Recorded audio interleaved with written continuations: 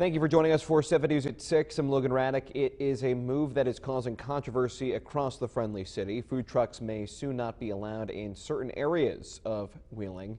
7 News reporter Alexa Trischler dove deep into the issue and explains exactly how this would work.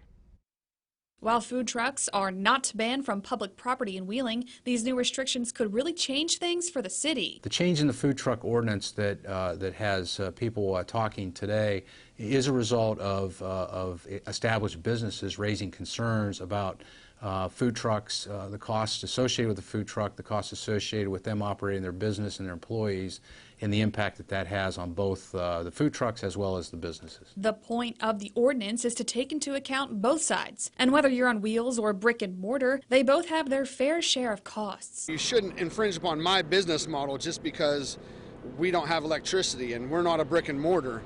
Our business is just the same as everyone else's business. We have a business license like they have a business license.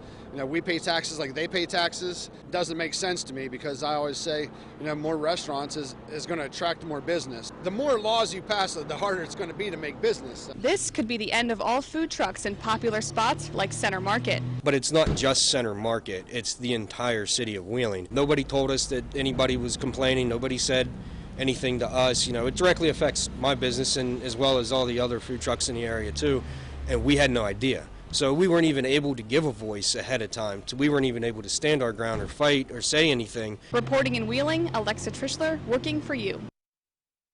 City Council may look into reducing the 100-foot radius down to 50 feet, and a big question raised is who will reinforce the ordinance going forward.